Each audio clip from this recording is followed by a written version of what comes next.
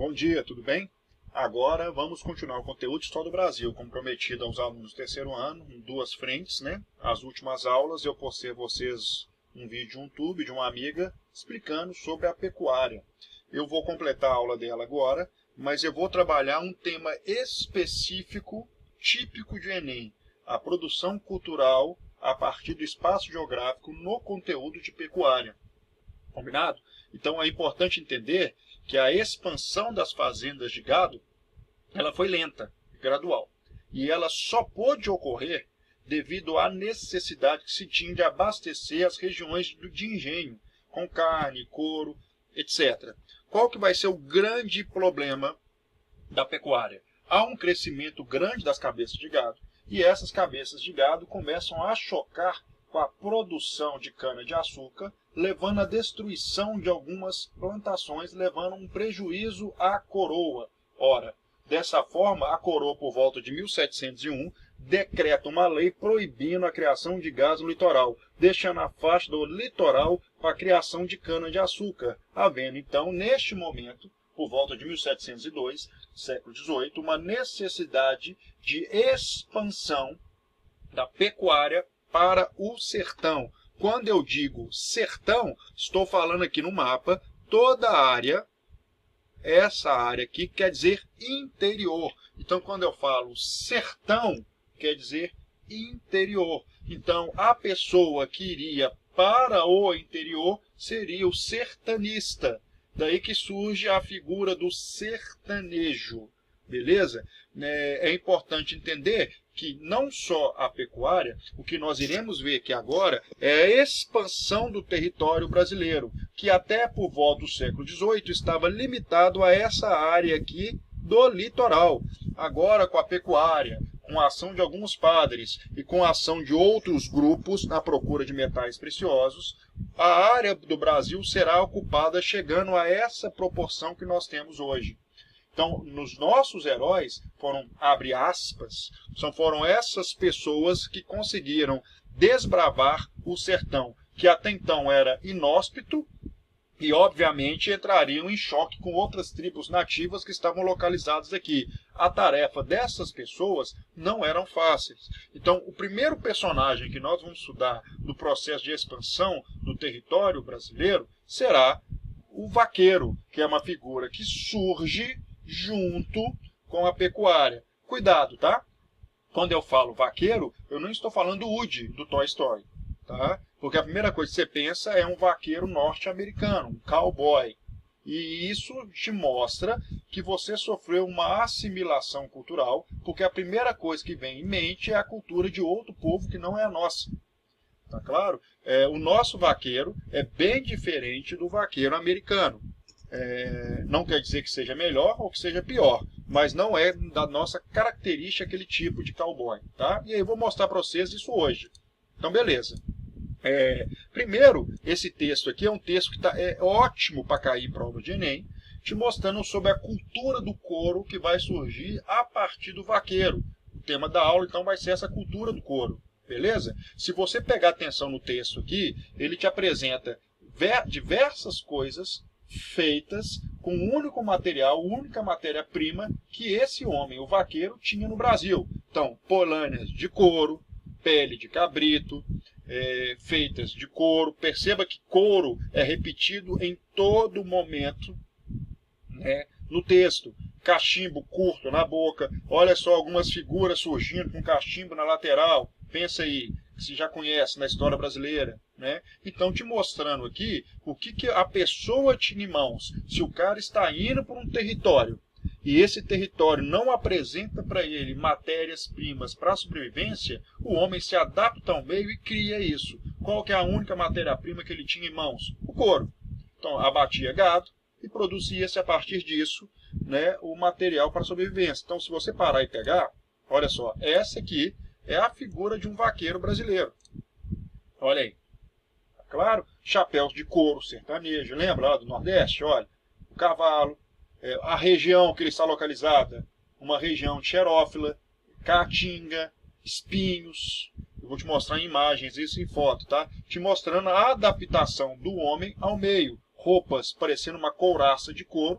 chapéu igual um capacete de couro, botas de couro para proteção de um território onde tem animais peçonhentos e uma vegetação que não beneficia. Além disso, o cara tem que se tornar um grande cavaleiro, né, para dominar bem o animal, para poder até conduzir o gado para as regiões necessárias.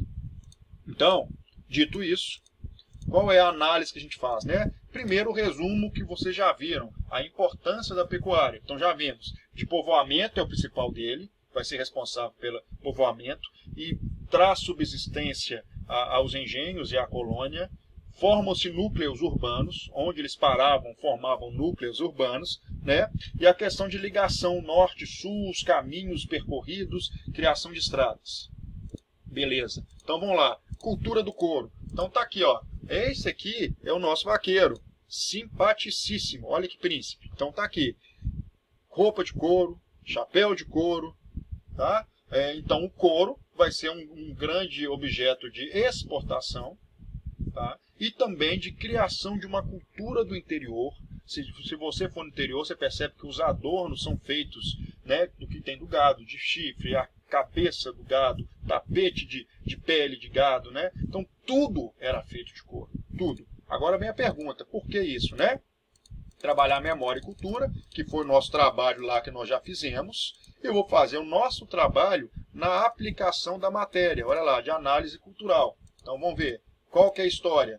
A necessidade da pecuária de ir para o sertão, e quando ele vai para o sertão, uma região inóspita, é necessário o homem se adequar a esse sistema. Cada lugar que eles paravam, fundavam uma vila, fundavam um grupo, deixava às vezes, as pessoas ficavam, mas criava-se um povoamento, partiam para um novo poço para levar mais cabeças de gado, e assim o território foi se expandindo. Então estou te revelando a história. Olha lá. Tá? Qual que era a função? Né? A cultura do couro surge devido a uma necessidade do vaqueiro de sobrevivência. Então tá lá. Região inóspita, grandes cavaleiros, tá aí o vaqueiro, né? Roupas pesadas para conter, né, contra animais e contra uma região que era horrorosa. Ah, professor, e quem é o grupo étnico que leva? Índio, geralmente, alguns grupos aliados, né, dos portugueses, guaranis, ex-escravos e mestiços, né, grupos de mistura racial, filhos dos senhores de engenhos com índio ou com escravas, que prestavam serviço ao seu, um bastardo que prestava serviço ao seu suposto pai, não reconhecido. Tá? Óbvio que não poderia ser trabalho escravo, porque senão quem era escravo levaria o gado embora e não voltava mais. Né? Então tinha que ser um trabalhador livre, surgindo um novo tipo de trabalho na colônia. Então tá lá. O que é importante entender? A partir disso, dessa criação de uma nova cultura, você tem um folclore nascendo em volta, né, do personagem. Então você tem, por exemplo, histórias de um vaqueiro fantasma que surge no meio de uma festa deles. Eles têm uma festa, já não sei, alguns já ouviram falar, vacaria, né, que é essa pega do boi do mato, então que reúne os grandes cavaleiros do Nordeste, solta-se um boi, e quem for mais veloz ou prender o boi e chegar primeiro na localidade, ele ganha o prêmio como grande cavaleiro do Nordeste, né, que é uma coisa muito comum. Aí tem cenas, né, da disputa deles, né, muito legal, né, essa ideia. E tem uma lenda local que no meio dessas disputas do grande cavaleiro surge essa figura fantasmagórica, né, que é tipo um vaqueiro bem velho, que ninguém com pangaré, um cavalo muito feio, todo mundo zomba dele antes da competição, falando que ele nunca vai ganhar. E esse cara, do nada, vence a competição. E ao final da competição, quando vai ser entregue o prêmio, ele some. Então, falando desse fantasma, mostrando que quanto mais você zomba, pior é para você. E aí toda a história, como eu falei, todo mito criado tem uma intenção moral de ensinamento, ou de colocar medo, ou de ensinar algo. Nesse caso aqui, essa história está te mostrando para não julgar segundo a aparência, que é uma cultura local do Nordeste, surgindo na parte do meio. A geografia te mostrando aqui a região que é inóspita, né? Que é essa região aqui que está de amarelo, bioma da Caatinga, aonde tinha pecuária. Então, essa adaptação do vaqueiro a essa região aqui horrorosa, né? Formação dessa cultura. Então, quando você pega então essa formação cultural, o que é o mais importante para nós, né, da formação da cultura a partir do couro e da importância da pecuária. Beleza? Na próxima aula, então, eu vou trabalhar com vocês a questão da formação, a vinda dos jesuítas e a catequização dos nativos. Abraço.